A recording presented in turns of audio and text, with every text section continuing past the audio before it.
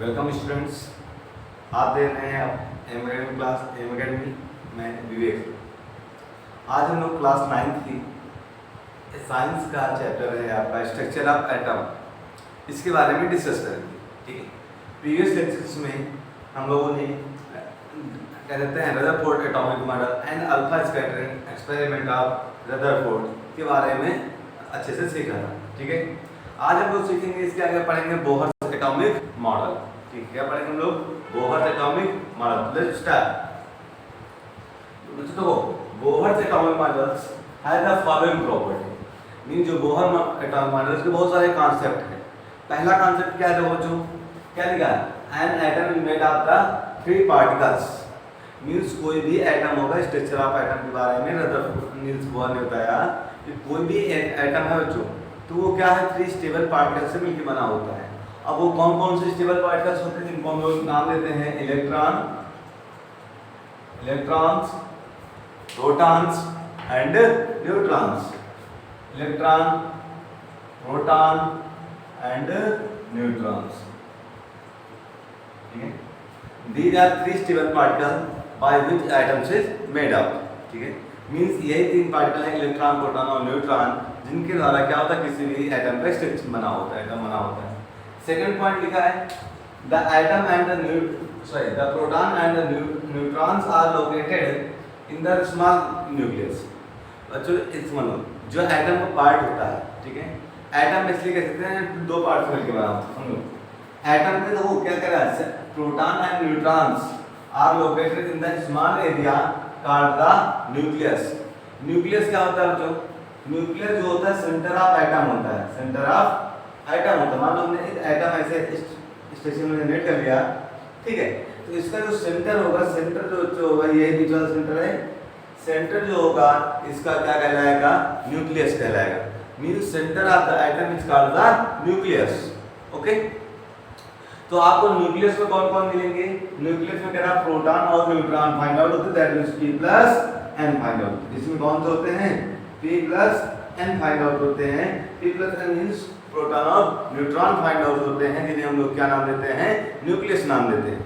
Okay, next point is the electron revolve around the nucleus in the fixed circular path called the energy level of the orbital. ठीक है, अब दोस्तों ये क्या है? आपके पास न्यूक्लियस है। इस न्यूक्लियस के चारों क्या होते हैं? बहुत सारे सेल्स होते हैं जहाँ पे इलेक्ट्रॉन क्या होते हैं? रोटेट करते हैं, रिवॉल्व करते हैं।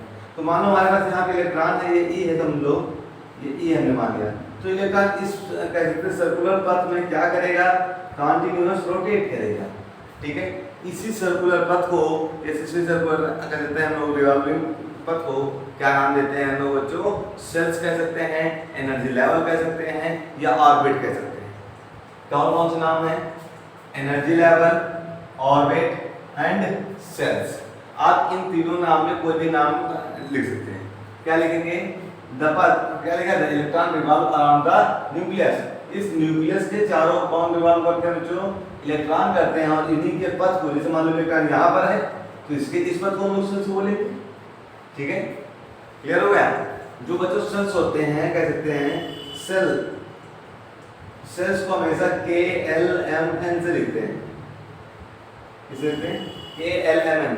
K मतलब फर्स्ट सेल, L का मतलब सेकंड, M का मतलब third, up to so on. इसी टाइप से आप वैल्यू लिख सकते हैं। मतलब फर्स्ट सेल में क्या हुआ? फर्स्ट सेल को किससे लिखते हैं? K से, सेकंड सेल को L से, J के दो KLMNOP up to so on. इसी टाइप से हम किसी भी कह सकते हैं सेल्स का नेमिंग कर सकते हैं। ओके, सेल्स फिर हम रिपीट करें, सेल से ऑर्बिट क्या होते हैं? इलेक्ट्रॉन जहाँ रिवॉल्व करते हैं मेरे बच्चों, उसके पथ को हम लोग क्या बोलते हैं? ऑर्बिट बोलते हैं, या फिर कह सकते हैं एनर्जी लेवल कहते हैं। ठीक है, नेक्स्ट पॉइंट है बच्चों, there is a limit to the number of electrons in the each energy level. ठीक है, अब एक इसके बाद बहुत सारे एनर्जी लेवल्स होते हैं। समझो, न्यूक्लियस में चारों क्या है बच्चों? ये एनर्जी लेवल है। अब हर एक एनर्जी लेवल में बच्चों नंबर ऑफ इलेक्ट्रॉन क्या होते हैं? सर्टेन होते हैं। ये एनर्जी लेवल है, इस एनर्जी लेवल में इलेक्ट्रॉन्स, नंबर ऑफ इलेक्ट्रॉन्स क्या होते हैं? सर्टेन होते हैं। ऐसा नहीं कि पहले सेल्स में 10 इलेक्ट्रॉन आ जाए, दूसरे में 20 आ जाए, ऐसा नहीं हो सकता। हर एक सेल्स की अपनी एक लिमिटेशंस होती है। जैसे कि किसी भी सेल्स में एक चीज समझ लो, कोई भी चीज होगी उसकी अपना एक क्या होगा, लिमिट होती है। चाहे आप हो जाए हम हो, क्या आप लगातार काम कर सकते हैं 24 घंटे 48 घंटे? नहीं कर सकते। क्यों? क्योंकि उसकी अपनी एक क्या है, लिमिट है कि हम भाई इसके बाद कार्य नहीं कर सकते, ह्यूमन बॉडी है, ठीक है। उसी टाइप क्या होता है जो हमारे ऑर्बिट कहते हैं एनर्जी लेवल है, कि जो एनर्जी लेवल है बच्चों, इसमें भी एक फिक्स नंबर ऑफ इलेक्ट्रॉन ही कह सकते हैं रोटेट कर सकते हैं। ऐसा नहीं कि maximum number of rotate electrons क्या कर सकें, रोटेट कर सकें। ओके, कह सकते हैं नंबर ऑफ इलेक्ट्रॉन्स और नंबर ऑफ इलेक्ट्रॉन्स क्या होते हैं, फिक्स होते हैं किसी भी सेल्स में। कितने फिक्स होते हैं बच्चों? पहले के लिए बात करें के लिए पहले सेल्स में नंबर ऑफ इलेक्ट्रॉन जो होते हैं कह सकते हैं कितना होता है, 2 होता है। सेकंड के लिए क्या होगा, 1 होता है। इसके लिए बच्चों अभी हम आगे बात करेंगे तो वहां पर हम आपको बताएंगे नंबर ऑफ इलेक्ट्रॉन्स को कैसे लोकेट किया जाएगा, ठीक है। इसके लिए सिंपल समझ लो, एक फार्मूला होता है 2n²। किसी भी सेल्स में नंबर ऑफ इलेक्ट्रॉन को फाइंड आउट करने का क्या फार्मूला होता है, 2n²। Okay, 2n²। n क्या होता है, नंबर ऑफ सेल्स। ये 1 2 3 4 पहले के लिए बात करेंगे तो 1 रखेंगे, दूसरे के लिए 2, तीसरे के लिए 3, इस टाइप से अप टू 1 वैल्यू हम लोग कंटीन्यूअस पुट कर देंगे। Okay, after that last fifth point क्या है आपके पास, क्या कह रहा है, देयर वो and there is no charge in the energy of the electrons as long as they can keep revolving the same energy level. समझना, कोई भी एटम है बच्चों, अगर इमेजिन करो ये फर्स्ट सेल्स में रोटेट कर रहा है, या मान लो सेकंड सेल में, यहाँ कोई इलेक्ट्रॉन्स है, हम लोग यहाँ पे क्या है आपके पास, इलेक्ट्रॉन। ये अगर इसी सेल्स में रोटेट करेगा, कंटीन्यूअस इसी में रोटेट करेगा, करता रहेगा, तो इसकी एनर्जी लॉस नहीं होगी। फिर से, अगर कोई भी इलेक्ट्रॉन एक अपने सर्टेन सेल्स में रोटेट करता है तो उसकी एनर्जी लॉस नहीं होती। क्लियर हुआ? ये बताया किसने, बोहर ने बताया बच्चों कि अगर इलेक्ट्रॉन किसी भी सेल्स में हो, मान लो पहले हो, तो ये कंटीन्यूअस है जब तक इसी में रोटेट करता रहेगा तब तक इसकी एनर्जी लॉस नहीं होगी। मान लो सेकंड में रोटेट कर रहा तो सेकंड में ही रोटेट करता रहेगा तो इसकी एनर्जी लॉस नहीं होगी, ठीक है। अब कब लॉस होती है, कब कहते हैं, कब डोनेट करता है इलेक्ट्रॉन एनर्जी, कब एक्सेप्ट करता है, ठीक है। अगर इलेक्ट्रॉन्स आउटर साइड से इनर साइड जाए, कहां से, आउटर से इनर साइड की ओर जाए। अब आउटर से इनर मतलब क्या हुआ, जैसे मान लो दूसरे सेल से पहले सेल्स में जा रहे हैं इलेक्ट्रॉन्स, ठीक है, सेकंड सेल से फर्स्ट सेल में आ रहे हैं इलेक्ट्रॉन्स, तो एनर्जी क्या करेंगे, they will be reduce the energy. क्या करेंगे, they will be reduce the energy. Reduce मतलब बोलते हैं डोनेट कर सकते हैं, ठीक है, वो एनर्जी क्या करेंगे, रिड्यूस कर देंगे। अब इमेजिन करो जब रेसिप्रोकल प्रोसेस हो, मतलब इनर साइड से कहां की ओर जाएं, आउटर साइड को रिलेट करते हैं। मतलब मान लिया हमने दूसरे सेल से कहां जा रहे हैं, सॉरी पहले सेल से कहां जा रहे हैं, दूसरे सेल में इलेक्ट्रॉन जा रहे हैं, ठीक है। फर्स्ट सेल से सेकंड सेल में जा रहे हैं, जब इलेक्ट्रॉन फर्स्ट सेल से सेकंड सेल में जाएगा बच्चों, या सेकंड से थर्ड में जाएगा, या थर्ड से फोर्थ में जाएगा, या कह सकते हैं कोई भी हम लोग कहते हैं लोअर इनर ऑर्बिटल से आउटर ऑर्बिटल की ओर मूव करेगा, तो वो ऑलवेज एनर्जी एक्सेप्ट करेगा। एनर्जी क्या करेगा, एक्सेप्ट करेगा। क्लियर हो गया? ये लास्ट पॉइंट का एक्सप्लेनेशन था। क्लियर हुआ? ये बताया किसने, बोहर ने।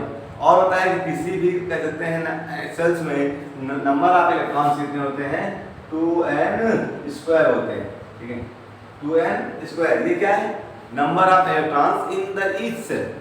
किसी सेल के लिए निकालना हो आपको, दूसरे के लिए निकालना तो n की वैल्यू 2 पुट कर दो। तीसरे सेल्स में कितने इलेक्ट्रॉन मैक्सिमम रह सकते हैं, n की वैल्यू 3 पुट कर दो। 4 5 6 7 जिस सेल के लिए आपको फाइंड आउट करना है उसके लिए पुट कर देंगे। Okay, that is clear? Okay बच्चों, नोट डाउन।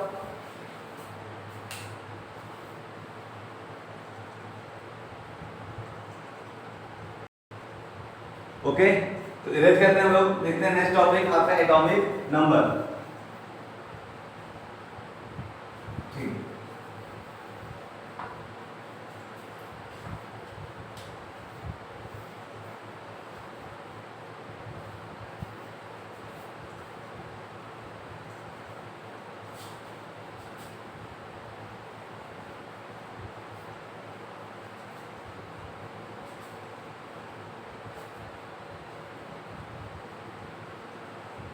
ओके बच्चों, तो हमारा नेक्स्ट टॉपिक क्या होगा आपके पास, एटॉमिक नंबर। ये क्या होता है एटॉमिक नंबर? आप लोगों ने देखा होगा किसी भी सेल्स में, जैसे किसी भी एटम बात करते हैं,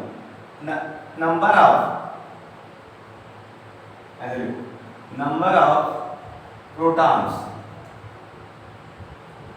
is equal to the atomic number. अब मीन्स क्या हुआ इसका, मतलब क्या हुआ अच्छा, कि जो एटॉमिक नंबर होता है वो इक्वल टू द होता है नंबर ऑफ द प्रोटॉन्स के। ठीक है, किसी भी सेल्स में नंबर ऑफ प्रोटॉन्स जितने होंगे वही उसका क्या कहलाएगा, एटॉमिक नंबर कहलाएगा। ओके, किसी भी सेल्स में जो नंबर ऑफ इलेक्ट्रॉन्स होंगे, सॉरी नंबर ऑफ प्रोटॉन्स होंगे, वो इक्वल होगा एटॉमिक नंबर के। अगर आप डेफिनेशन लिखेंगे तो लिखेंगे atomic number is equal to the number of proton of an atom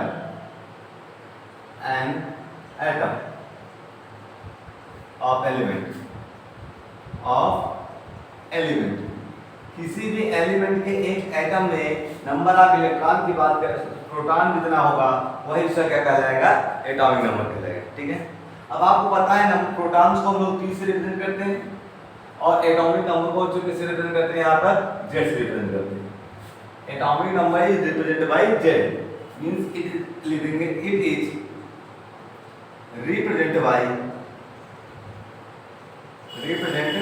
by capital Z। ठीक है, जो एटॉमिक नंबर है उसको कैपिटल Z से रिप्रेजेंट किया जाता है। ओके, तो ये क्लियर होगा। एटॉमिक नंबर मींस जितने नंबर ऑफ प्रोटॉन्स होंगे उतने ही नंबर ऑफ कह सकते हैं उसका एटॉमिक नंबर होगा।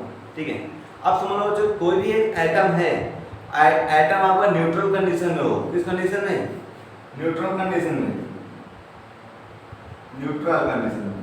तो न्यूट्रल एटम में क्या होता है बच्चों, मींस एटम में कोई रिएक्शन ना हो, तो न्यूट्रल एटम है तो एक ध्यान रखो नंबर ऑफ जो एटॉमिक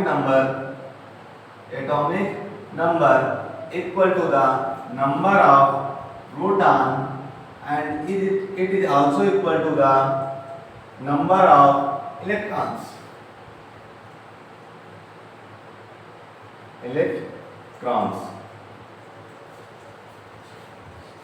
ठीक है, किसी भी एक न्यूट्रल एटम में कह सकते हैं, किसी भी एक एटम में जितने नंबर ऑफ प्रोटॉन्स होंगे उतने ही नंबर ऑफ इलेक्ट्रॉन्स होंगे। ठीक है, नंबर ऑफ एटम्स में न्यूट्रॉन और प्रोटॉन और इलेक्ट्रॉन की जो नंबर्स हैं वो ऑलवेज इक्वल होते हैं। क्यों? क्योंकि बेटा आप जानते हैं प्रोटॉन पॉजिटिव होता है, इलेक्ट्रॉन निगेटिव होता है। Proton positive, electron negative. और एटम में की कंडीशन हमने आपको बताया था, एटम चार्जली न्यूट्रल होता है। अब चार्जली न्यूट्रल कब होगा, जब पॉजिटिव और निगेटिव क्या होगा, इक्वल होगा, तभी वो दूसरे को क्या कर देंगे, कैंसिल आउट कर देंगे। ठीक है, तो यहाँ पर हम लिखेंगे जो न्यूट्रल कंडीशन में एटॉमिक नंबर जो होता है इक्वल होता है नंबर ऑफ प्रोटॉन्स के and it is also equal to the number of electrons के। क्लियर हो गया, ये फार्मूला हो गया। क्लियर है सभी को? इसके बाद नेक्स्ट टॉपिक है आपका एटॉमिक मास। ये जरा ऐसे अभी इसके बेस्ड हम आपको क्वेश्चन सॉल्व करा देंगे। ओके,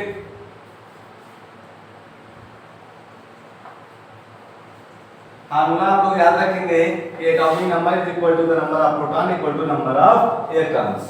ठीक है, नेक्स्ट टॉपिक हम लोग बात करते हैं एटॉमिक मास की। एटॉमिक मास ये क्या होता है? सिंपल समझ लो, देखो इसका पहले फार्मूला समझे। Atomic mass equal proton plus neutrons, proton plus neutron, इसको समान निकाल लो। ठीक है, मींस समझ लेना किसी भी एटम के जो एटम में प्रोटॉन और न्यूट्रॉन्स होंगे उनका जो सम होगा वो आपका एटॉमिक नंबर कहलाएगा। ठीक है, तो किसका सम, प्रोटॉन और न्यूट्रॉन का जो सम होगा वो आपका एटॉमिक मास कहलाएगा। ठीक है, एटॉमिक मास। तो डेफिनेशन क्या लिखेंगे, the sum of protons and neutrons is equal to the R is equal to the atomic mass। Clear हो गया? मीन जो एटॉमिक मास होता है वो इक्वल टू होता है किसके? Sum of the electron proton and neutrons के। ठीक है, अब atomic mass is represented by capital A. ठीक है, आपके पास एटॉमिक मास है, atomic mass is represented by capital A equal to proton, P means proton है। ठीक है, आपके पास प्रोटॉन्स हैं और एन मींस न्यूट्रॉन्स हैं आपके, तो भी हम कहते हैं P plus n equal to, अभी हमने आपको बताया जो प्रोटॉन होते हैं किसके इक्वल होते हैं? एटॉमिक नंबर के, तो इसको हम Z प्लस n भी लिख सकते हैं। ठीक है, तो हमारे पास फार्मूला क्या है? A equal to P plus n always also equal Z plus n। ठीक है, ये फार्मूला होता है। A क्या है? एटॉमिक मास, P क्या है? प्रोटॉन, n क्या है? नंबर ऑफ न्यूट्रॉन्स, Z क्या है? एटॉमिक नंबर, और n क्या है? न्यूट्रॉन्स। क्यों? क्योंकि जो P होता है ये always equal to the n Z होता है, P means proton equal to the atomic number. So हमने प्रोटॉन की पोजीशन पे क्या रख दिया? एटॉमिक नंबर रिप्रेजेंट कर दिया। ओके, क्लियर है सभी को? इरेज करना है बच्चों। अब आपको क्या है, एक क्वेश्चन मैं आपको कराता हूं बच्चों। इमेजिन करो, जिसे हमने लिख दिया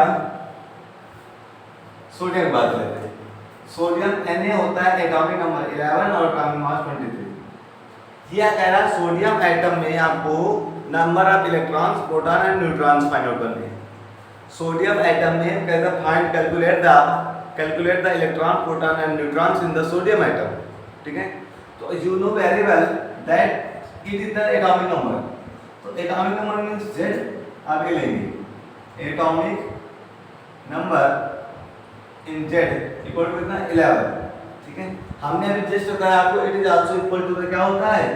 प्रोटॉन्स। अभी मैंने कहा ना Z equal to P equal to electrons, बताया था ना? ठीक है, तो दो जो क्या मिले आपको? Z होना कितना? 11 इक्वल टू क्या मिल गया? Number of protons.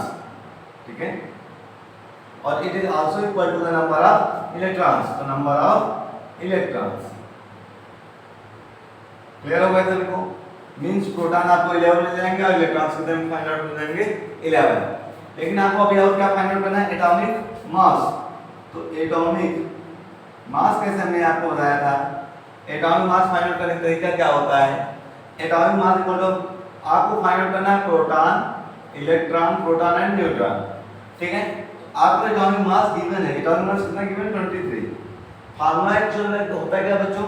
Atomic mass A equal to formula होता है पास Z प्लस n, या फिर ये इक्वल होता है P प्लस n के। आप चलो हम इससे ले रहे हैं A की वैल्यू क्या है पास? 23 इक्वल टू Z की वैल्यू 11 प्लस n, दैट का 11 ये पांच आ जाएंगे, negative 23 minus 11 equal to n, कितना आएगा? 12 equal to n। Means sodium atom में नंबर ऑफ न्यूट्रॉन्स क्या होते हैं? 11 होते हैं। ओके, क्लियर हो गया? दूसरा आइटम लोग बात कर लेते हैं, जैसे लिखा 6C12। अब बच्चों देखो इसमें एटॉमिक नंबर क्या है आपके पास? 6, Z equal to 6। Atomic number 6 है तो atomic number is equal to the number of protons, तो P भी कितना आ जाएगा? 6, और N भी इलेक्ट्रॉन्स भी कितने आ जाएंगे? 6। ये क्लियर हो गया? क्यों? क्योंकि तीनों क्या होते हैं? इक्वल होते हैं। अब आपको न्यूट्रॉन फाइंड आउट करना है। न्यूट्रॉन का फार्मूला होता है A equal to the Z plus n। तो देखो ये पॉजिटिव है, इधर ये पॉजिटिव है, नेगेटिव A माइनस Z बराबर क्या है? आपके पास n। A की वैल्यू क्या आपके पास? कितना एटॉमिक मास है आपके पास? 12 माइनस Z क्या है? Atomic number 6 equal to n, 12 से 6 इक्वल टू n। देखो इलेक्ट्रॉन आ गया 6, प्रोटॉन 6, न्यूट्रॉन आल्सो 6। ओके, इस टाइप क्वेश्चन हो जाएंगे बच्चों। ठीक है, एक और देख लेते हैं हम लोग। जैसे लिखा बच्चों Cl1735। ठीक है, अब इसमें क्या है आपके पास? एटॉमिक नंबर क्या है आपके पास? 17, तो Z इक्वल टू क्या है आपके पास? 17 एटॉमिक नंबर Z। ठीक है, अब ये इक्वल Z इक्वल टू किसके होता है? P के, तो प्रोटॉन्स कितना ले जाएंगे? 17। It is also equal to the electrons, तो इलेक्ट्रॉन भी कितने आ जाएंगे? 17। अब आपको फाइंड आउट करना है न्यूट्रॉन्स, तो न्यूट्रॉन का भी जस्ट नहीं तो क्या होता है? A minus Z, A minus Z। ये आपको गिवन है, एक गिवन में क्या गिवन है आपके पास? 35। पुट कर दो तो क्या मिलेगा 35 माइनस 17 दैट मींस कितना हो जाएगा आपके पास 18। तो नंबर ऑफ न्यूट्रॉन्स कितने आ जाएंगे बच्चों 18। ओके, इस टाइप हम लोग क्या फाइंड आउट कर सकते हैं एटॉमिक मास, या कहते हैं आपको एटॉमिक मास और एटॉमिक नंबर गिवन होगा तो नंबर ऑफ इलेक्ट्रॉन्स प्रोटॉन्स और न्यूट्रॉन्स कैलकुलेट कर सकते हैं। ओके, समझ में आएगा सभी को? Okay, note down. ठीक है, next question.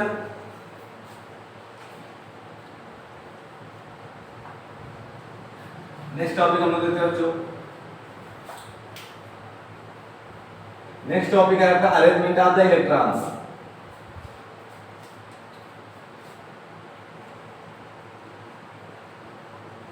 Arrangement of electrons. ठीक है, arrangement of electrons in the atom.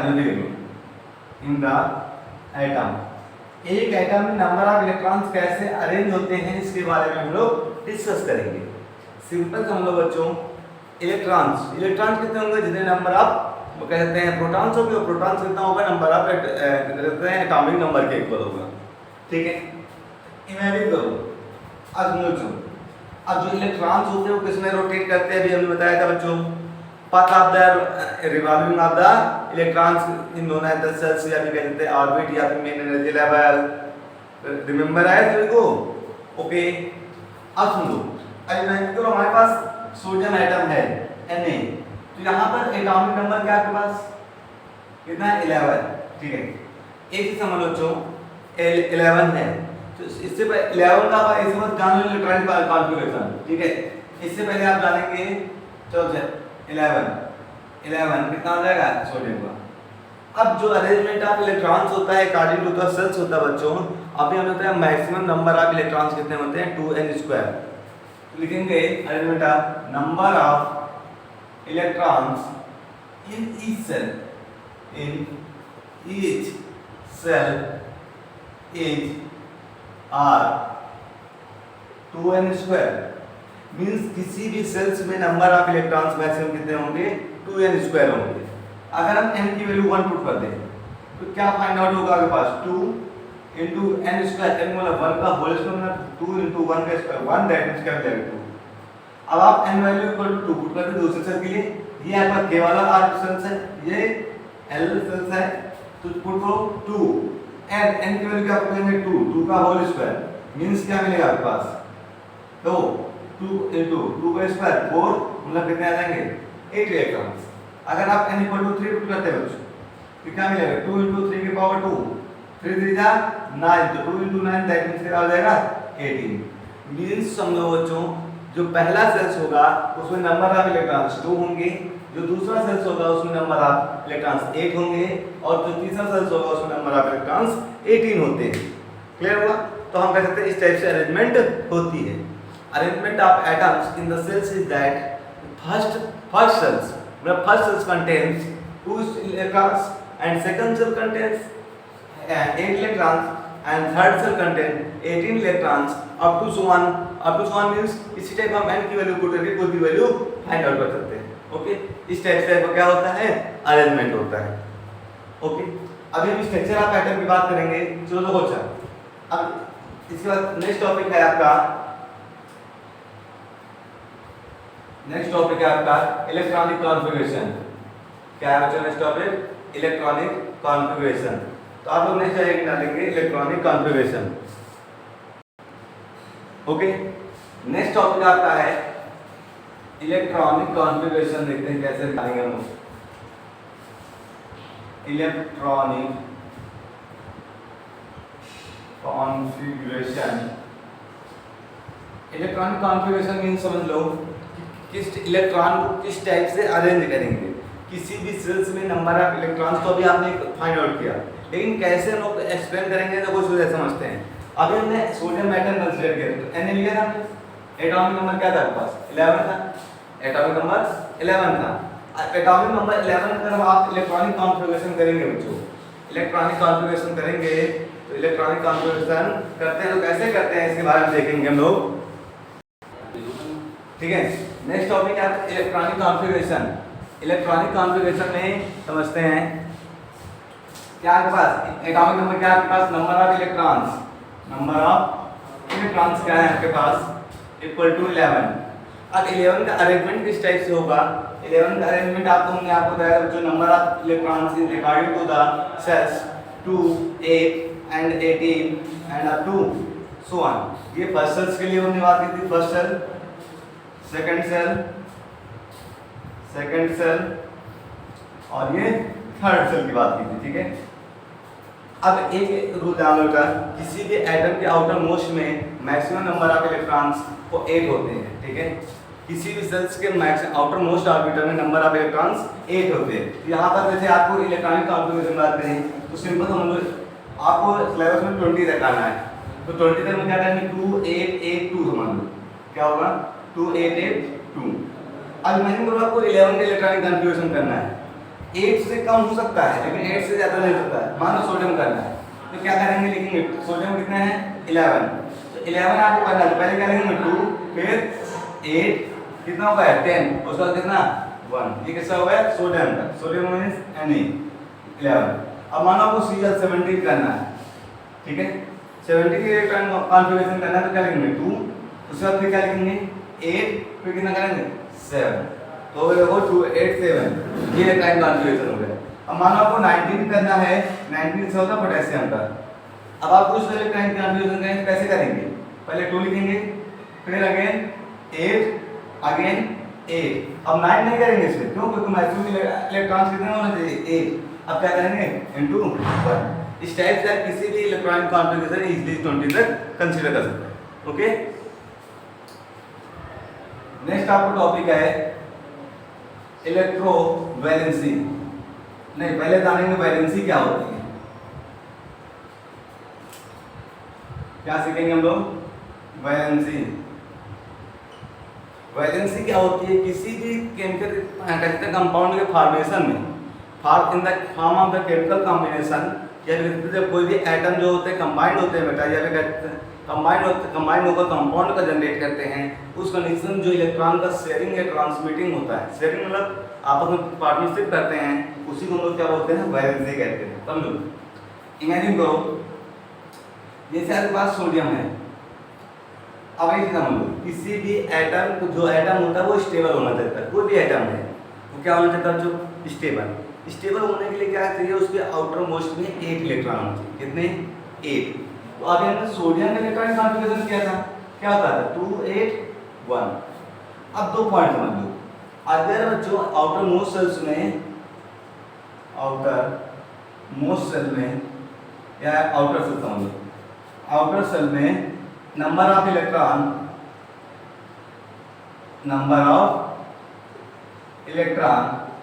Is less than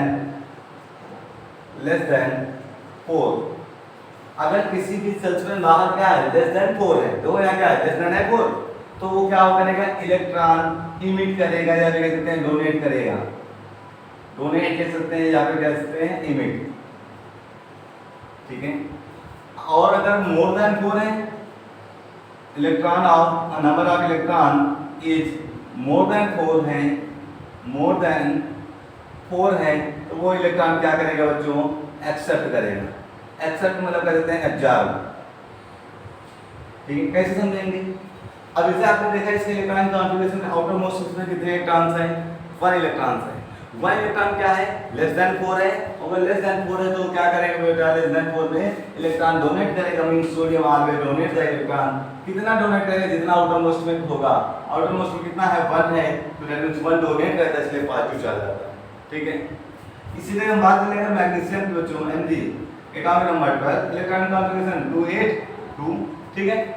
अब सुनो 2 8 2 हो गया, अब आपको आउटर मोस्ट में क्या मिले इलेक्ट्रॉन, सबसे बाहरी सेल्स में 2 इलेक्ट्रॉन है, 2 इलेक्ट्रॉन क्या है लेस देन 4 है, और इलेक्ट्रॉन लेस देन 4 है, तो लेस देन 4 में क्या करेगा इलेक्ट्रॉन डोनेट करेगा, तो मैग्नीशियम कितने इलेक्ट्रॉन डोनेट करेगा जितने आउटर मोस्ट में होंगे, कितने हैं 2, तो मतलब कितने डोनेट करेगा +2। इन द सेम वे जैसे हमने बात कर लिया बच्चों chlorine atomic number 17, electronic configuration 2 8 7, outer most में कितने इलेक्ट्रॉन्स हैं 7 इलेक्ट्रॉन्स हैं, 7 इलेक्ट्रॉन्स है जो कि इनका है नंबर मोर देन 4 है, अगर मोर देन 4 है तो क्या करेगा, इलेक्ट्रॉन एक्सेप्ट करेगा, मींस क्लोरीन इलेक्ट्रॉन एक्सेप्ट करेगा। कितने इलेक्ट्रॉन एक्सेप्ट करेगा, जब तक उसका ऑक्टेव कंप्लीट नहीं हो जाता। ऑक्टेव मींस 8 इलेक्ट्रॉन्स में रहते हैं।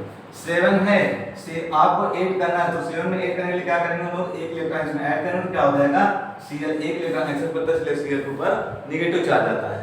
ठीक है, क्लियर हो गया। जो इलेक्ट्रॉन एक्सेप्ट करेगा उस पर नेगेटिव चार्ज, जो इलेक्ट्रॉन डोनेट करेगा उस पर ऑलवेज पॉजिटिव चार्ज होगा। क्लियर हो गया सभी को। नेक्स्ट पॉइंट आप समझ लो, जैसे आप बहुत सारे सल्फर देख लेते हैं लोग। सल्फर क्या होता है, 16 होता है एटॉमिक नंबर, 286। आउटर मोस्ट में कितने इलेक्ट्रॉन्स हैं, 6।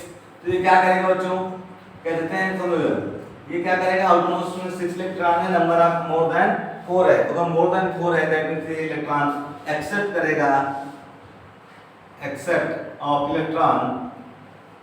तो ये कितने इलेक्ट्रॉन एक्सेप्ट करेगा, 6 तो ऑलरेडी है, तो ऑक्टेव 8 करना है, तो 8 करने के लिए कितने की रिक्वायरमेंट है, 2 की रिक्वायरमेंट है, इसलिए सल्फर कितने की रिक्वायरमेंट, -2 चार्ज आता है। ठीक है, और जो इलेक्ट्रॉन जितने एक्सेप्ट या डोनेट करता है वह उसका क्या कहलाता है, वैलेंसी कहलाती है। क्लियर हो गया। वैलेंसी क्या होती है, जो इलेक्ट्रॉन जितना कह देते हैं हम लोग केमिकल रिएक्शन में जितने इलेक्ट्रॉन डोनेट या एक्सेप्ट या शेयरिंग करता है वो क्या होते हैं, आपके नंबर ऑफ वैलेंसी कहलाते हैं। Okay,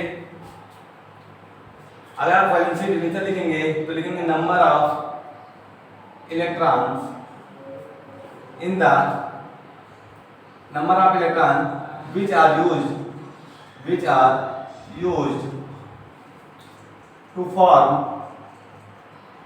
the chemical compound।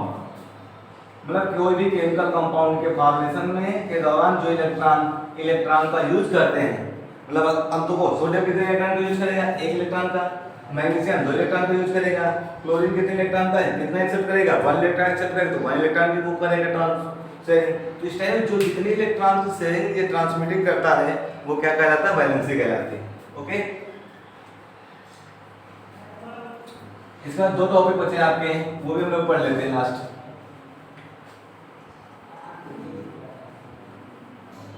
ठीक है, अब इलेक्ट्रोवैलेंसी।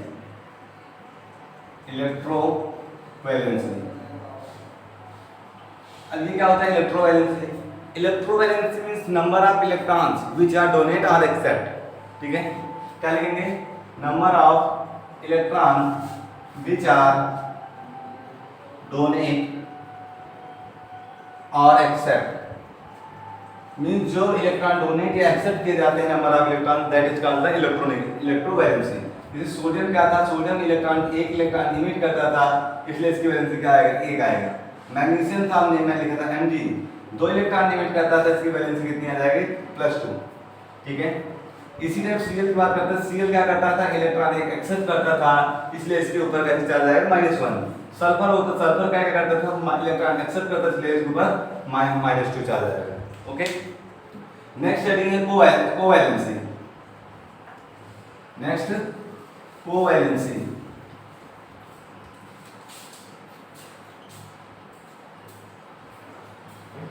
ये क्या होता है कोवैलेंसी। ठीक है, कोवैलेंसी समझ लेते हैं। Number of electrons which are shared mean जो इलेक्ट्रॉन शेयर किए जाएंगे उनको हम लोग क्या बोलेंगे, कोवैलेंसी। कैसे शेयरिंग की जाएगी, देखो बच्चों, जैसे हमने मान लिया O2 आपके पास, ऑक्सीजन है, ऑक्सीजन कितने ऑक्सीजन हैं, 2 ऑक्सीजन है। ठीक है, अब 2 ऑक्सीजन से तो एक ऑक्सीजन के बाद आउटर मोस्ट में ऑक्सीजन समझो एटॉमिक नंबर 8 2,6, आउटर मोस्ट में कितने इलेक्ट्रॉन्स होंगे, 6 इसके पास होंगे 1 2 3 4 5 6 नोट कर दिया।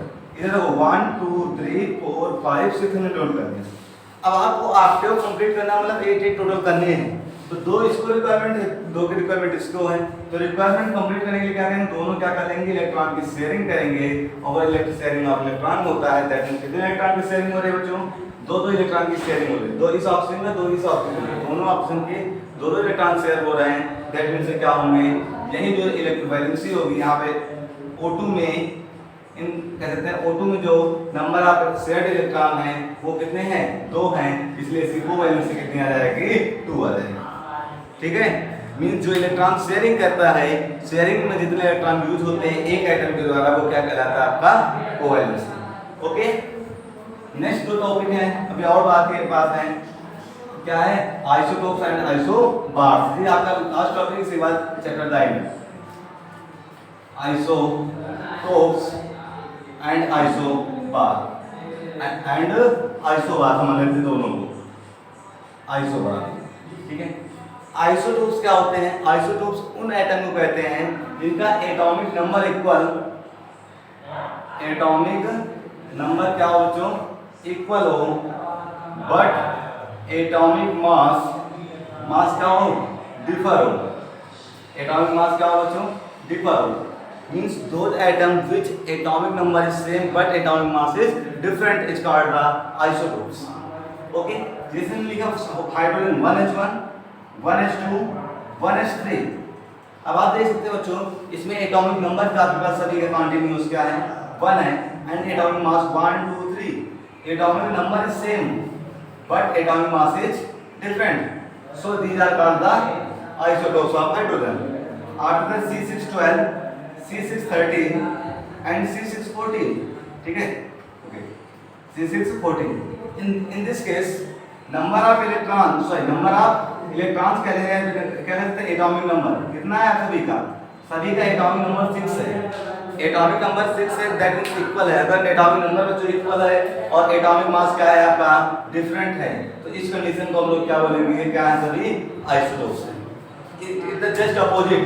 इसमें क्या होगा बच्चों?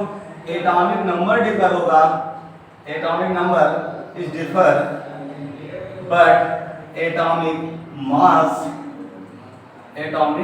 मास इज सेम। मास क्या बच्चों? सेम हो, तो उसको क्या बोलेंगे हम लोग? Isobar.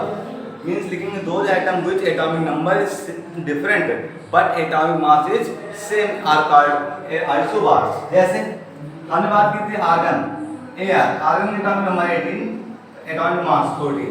In the same way calcium 20 40।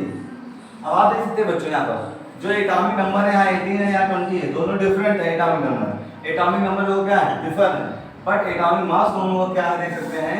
Equal है। अगर एटॉमिक मास सेम है, इक्वल है, तो उसे क्या कहेंगे हम लोग? क्या वो? Isobar. Atomic number same but atomic mass different, that is isotopes. Atomic number is different but atomic mass is equal, that is called the isobars. Okay, thank you.